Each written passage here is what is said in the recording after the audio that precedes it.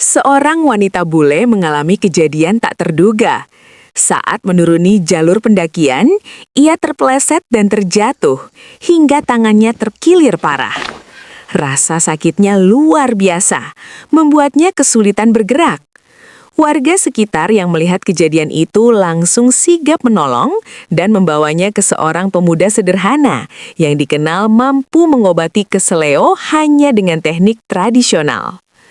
Namun, bukannya percaya, wanita bule itu justru meremehkan.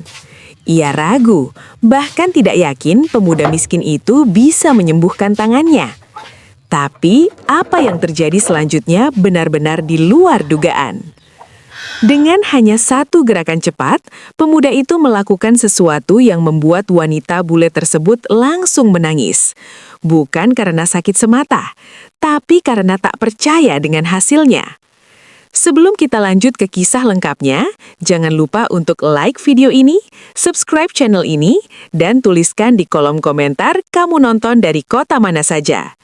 Mimin doakan semoga yang sudah like diberikan kesehatan selalu oleh Tuhan Yang Maha Kuasa dan terhindar dari segala mara bahaya. Amin. Kalau sudah, yuk kita saksikan kisah selengkapnya. Pagi itu, suasana pegunungan begitu tenang dan menenangkan. Kabut tipis masih menggantung di antara pepohonan, sementara suara burung terdengar saling bersahutan. Jalur pendakian yang dipenuhi tanah dan akar pohon tampak basah sisa hujan semalam, namun keindahannya justru membuat siapa saja betah berlama-lama. Di tengah suasana itu terlihat seorang wanita asing berjalan santai sambil sesekali mengabadikan pemandangan dengan ponselnya.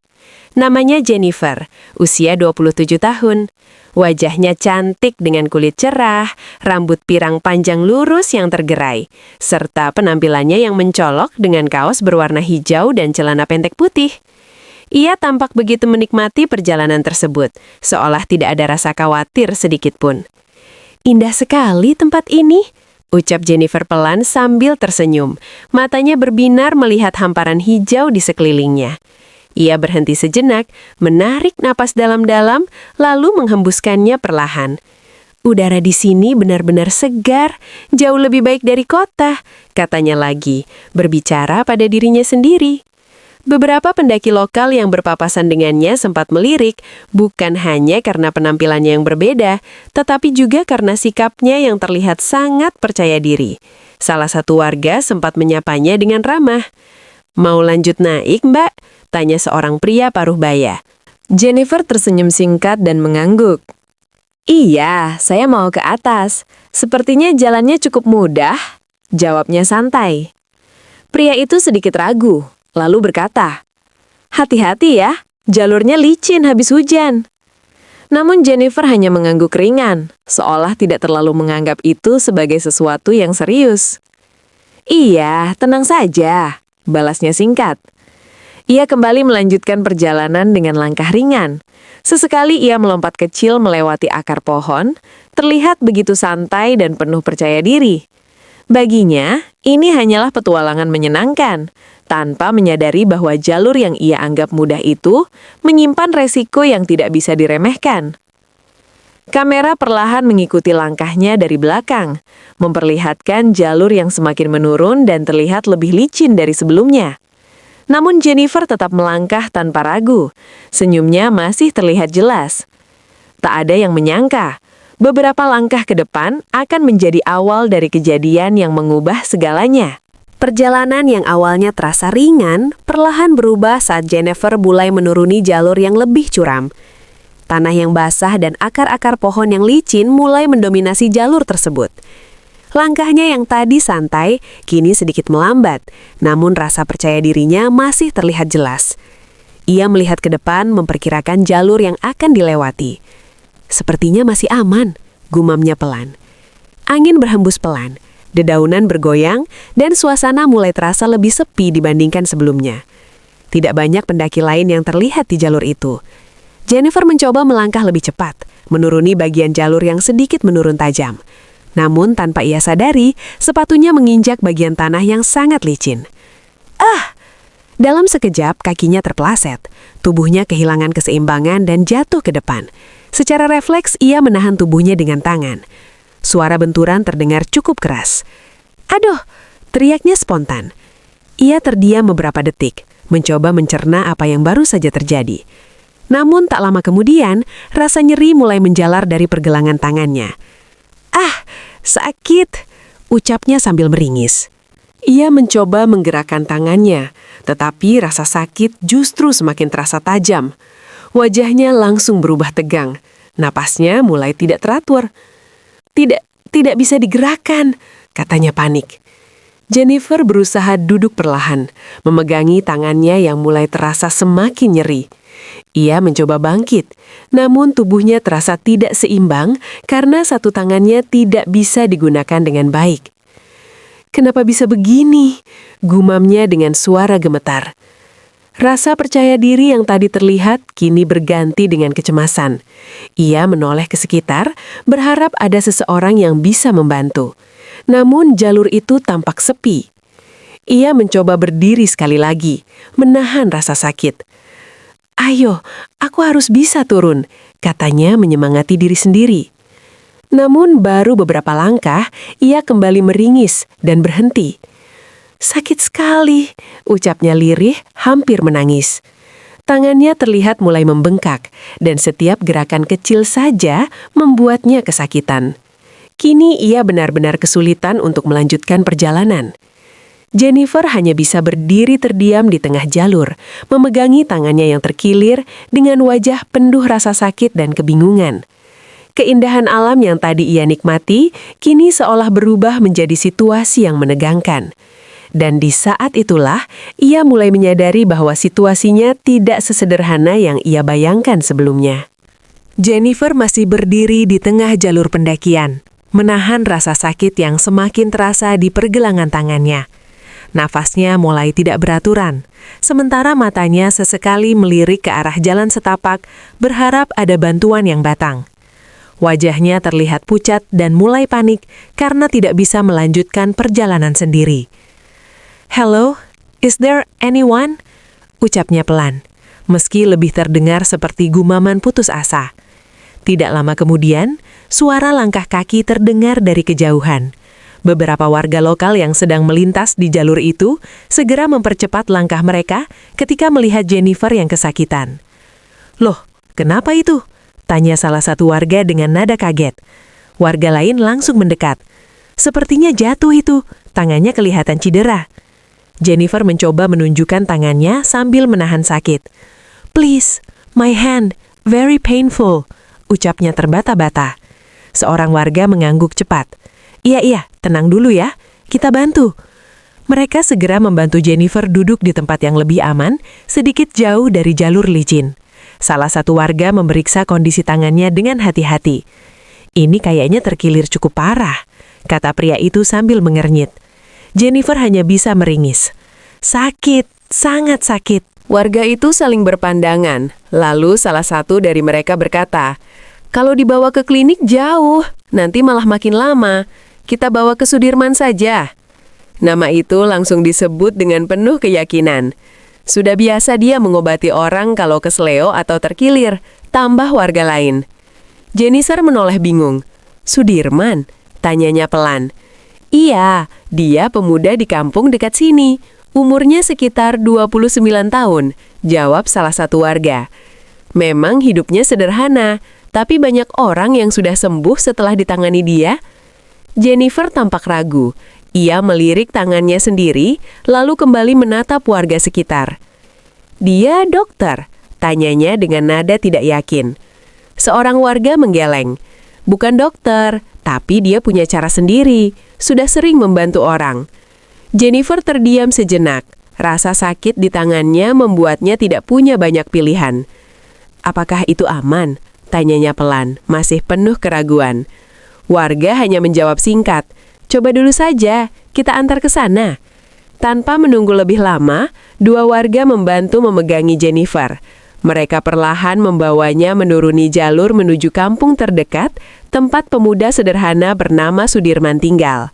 Di sepanjang perjalanan, Jennifer masih terlihat menahan sakit, sesekali mengerang pelan.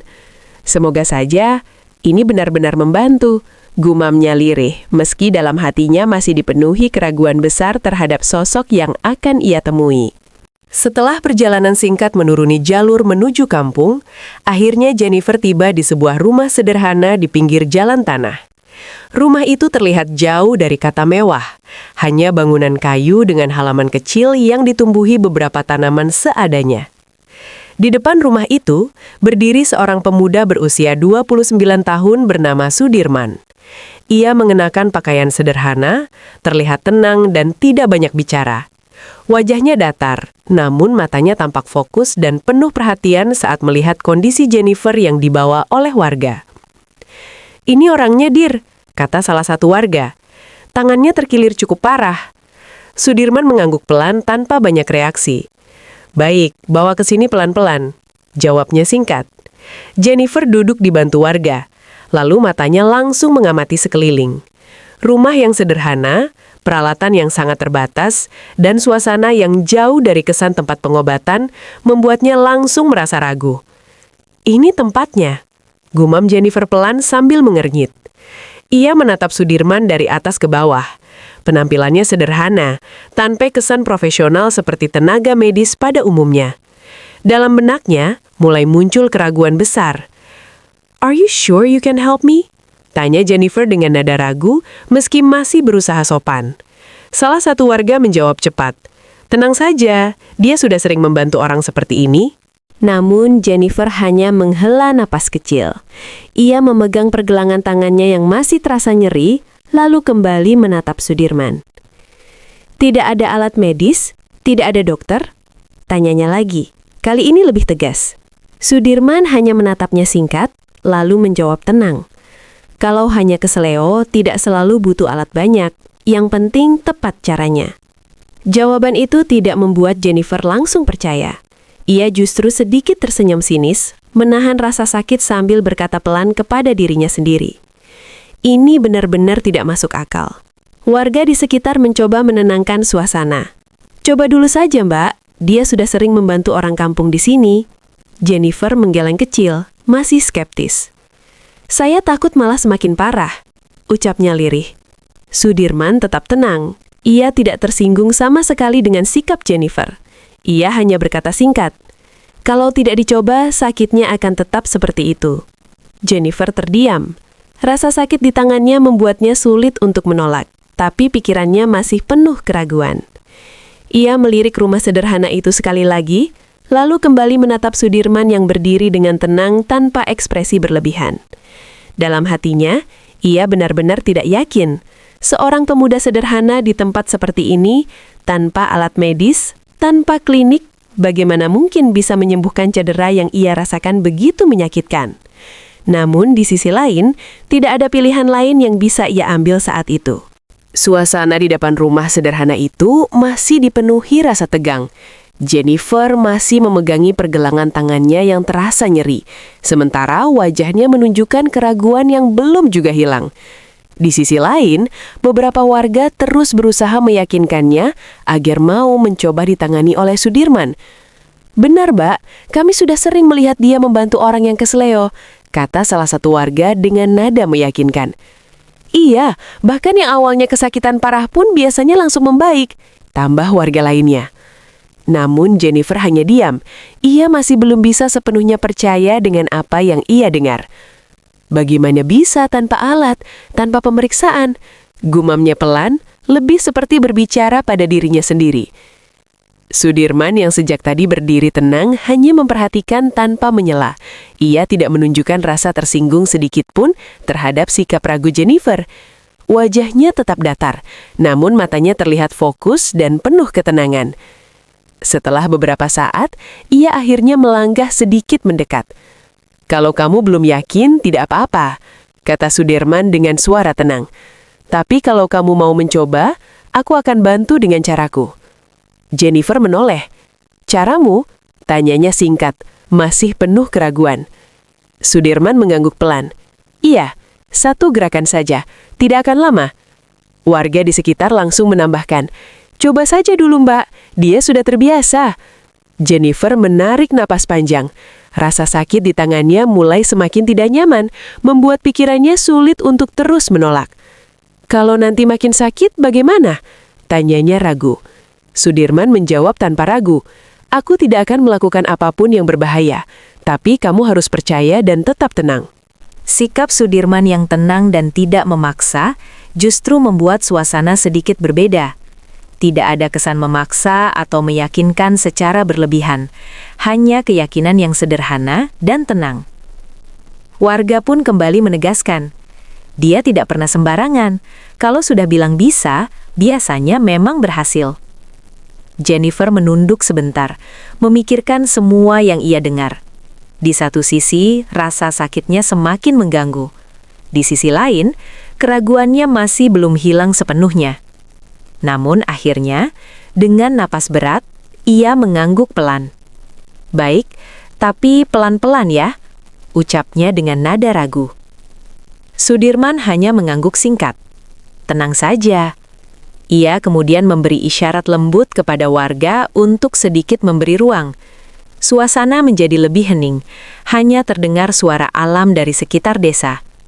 Sudirman berdiri di depan Jennifer dengan sikap tenang. Tidak terburu-buru, tidak menunjukkan tekanan. Hanya fokus pada satu hal, yaitu membantu dengan cara yang ia yakini. Jennifer masih terlihat tegang, tetapi untuk pertama kalinya, ia tidak menolak sepenuhnya. Ia hanya menunggu, dengan campuran rasa takut, ragu, dan sedikit harapan yang mulai muncul di dalam dirinya. Suasana di depan rumah sederhana itu tiba-tiba menjadi sangat hening. Tidak ada lagi suara warga yang berbicara, hanya suara angin pelan yang melewati pepohonan di sekitar. Jennifer duduk dengan tegang, matanya terus memperhatikan Sudirman yang berdiri di depannya. Santai saja, kata Sudirman pelan. Suaranya tenang namun penuh keyakinan. Jennifer menelan ludah. Oke, pelan-pelan ya, ucapnya lirih, masih dengan rasa takut dan ragu yang bercampur jadi satu. Sudirman mengangguk kecil. Ia menarik napas singkat, lalu menatap pergelangan tangan Jennifer dengan fokus. Tangannya bergerak perlahan, memposisikan lengan Jennifer dengan hati-hati. Jangan tegang, ucapnya singkat. Jennifer mencoba mengatur napas. Aku coba, jawabnya gugup. Dalam hitungan detik, suasana terasa berubah. Sudirman terlihat semakin fokus, seolah sudah memahami titik yang harus ditangani. Tiba-tiba, tanpa peringatan panjang, ia melakukan satu gerakan cepat dan terukur pada pergelangan tangan Jennifer. Klik! Suara kecil itu terdengar jelas di tengah keheningan. "Ah!" teriak Jennifer seketika. Wajahnya langsung berubah tegang, air mata refleks muncul di sudut matanya. Ia terkejut bukan hanya karena rasa sakit sesaat, tetapi juga karena gerakan yang begitu cepat dan tak terduga. "Ah, sakit!" ucapnya sambil menarik napas tersengal. Warga yang melihat langsung ikut terdiam, memperhatikan dengan cemas. Tenang dulu, kata Sudirman dengan suara tetap tenang. Jennifer memegang tangannya, matanya berkaca-kaca. Kenapa sakit sekali tadi? Tanyanya dengan suara bergetar. Namun beberapa detik kemudian, perlahan ekspresinya mulai berubah. Rasa nyeri tajam yang tadi ia rasakan seperti mulai berkurang sedikit demi sedikit. Ia mencoba menggerakkan jarinya secara perlahan. Ucapnya pelan, penuh kebingungan. Sudirman hanya berkata singkat, "Coba gerakan pelan." Jennifer menatap tangannya, masih ragu. Dengan hati-hati, ia mulai menggerakkan pergelangan tangannya. Kali ini gerakannya terasa lebih ringan dari sebelumnya. Tidak sesakit tadi, gumamnya pelan, masih tidak percaya. Air matanya yang tadi jatuh karena kaget, kini berubah menjadi air mata kebingungan. Ia menatap Sudirman, lalu kembali menatap tangannya sendiri, seolah mencoba memastikan bahwa ini nyata. "Bagaimana bisa?" ucapnya lirih. Warga di sekitar tersenyum kecil, seperti sudah terbiasa melihat hal seperti ini. Sudirman hanya berdiri tenang, tidak menunjukkan ekspresi berlebihan. Ia hanya memastikan satu hal. "Masih sakit?" tanyanya singkat. Jennifer menggeleng pelan, masih terpaku. Jauh lebih ringan. Namun di dalam dirinya, ia masih belum sepenuhnya memahami apa yang baru saja terjadi. Yang ia tahu hanyalah satu hal. Satu gerakan cepat itu telah mengubah rasa sakit yang sebelumnya begitu menyiksa menjadi sesuatu yang jauh lebih bisa ditahan. Beberapa saat setelah momen cepat tadi, suasana mulai berubah menjadi lebih tenang. Jennifer masih duduk di tempatnya. Matanya tidak lepas dari pergelangan tangannya sendiri. Ia perlahan mencoba memastikan apa yang sedang terjadi benar-benar nyata, bukan sekadar rasa lega sesaat. "Coba gerakan lagi pelan-pelan," kata Sudirman dengan suara tenang. Jennifer mengangguk kecil. Ia menarik nafas dalam, lalu mulai menggerakkan pergelangan tangannya secara perlahan. Awalnya ragu, tapi kali ini tidak ada rasa sakit tajam seperti sebelumnya. Ucapnya pelan, matanya langsung membesar. Ia mencoba lagi, kali ini sedikit lebih berani. Tangannya bisa bergerak lebih leluasa, memutar pelan tanpa rasa nyeri yang menusuk seperti tadi. Sudah tidak sakit, gumamnya, suaranya terdengar tidak percaya. Warga di sekitar hanya tersenyum melihat reaksinya. Mereka tampak sudah sering menyaksikan hal seperti ini, namun tetap merasa lega setiap kali seseorang kembali pulih. Jennifer berdiri perlahan. Ia masih memegang tangannya, lalu menggerakkannya ke atas dan ke bawah, ke kiri dan ke kanan. "Ini benar-benar sudah normal," katanya dengan suara pelan, seperti masih mencoba menerima kenyataan. Ia menoleh ke Sudirman. Ekspresinya berubah. Rasa ragu yang tadi sangat kuat kini berganti menjadi keterkejutan dan rasa tidak enak hati. "Maaf," ucapnya tiba-tiba. Sudirman menatapnya tenang. "Tidak perlu minta maaf." Namun Jennifer menggeleng kecil. "Aku tadi meremehkan kamu," katanya jujur. Matanya sedikit menunduk. Ia terlihat benar-benar merasa bersalah. Wajahnya yang tadi penuh keraguan, kini berubah menjadi penuh penyesalan. "Aku pikir kamu tidak bisa membantu apa-apa. Aku salah," lanjutnya dengan suara lebih pelan. Sudirman hanya diam sejenak, lalu berkata singkat, "Tidak semua orang percaya di awal, itu biasa." Kata-kata itu membuat Jennifer semakin terdiam. Ia kembali melihat tangannya, yang beberapa menit lalu terasa sangat sakit, kini sudah bisa digerakkan hampir seperti semula. Ia menghela nafas panjang. "Terima kasih," ucapnya akhirnya, kali ini dengan nada yang lebih tulus. Warga di sekitar hanya mengangguk puas, sementara Jennifer masih berdiri di tempatnya, seperti masih mencoba mencerna apa yang baru saja terjadi. Dalam hatinya, ia benar-benar tidak menyangka bahwa pemuda sederhana yang tadi ia ragukan justru menjadi orang yang menyembuhkan dirinya begitu cepat. Dan dari rasa percaya diri yang dulu ia miliki, kini berubah menjadi rasa hormat yang tumbuh perlahan.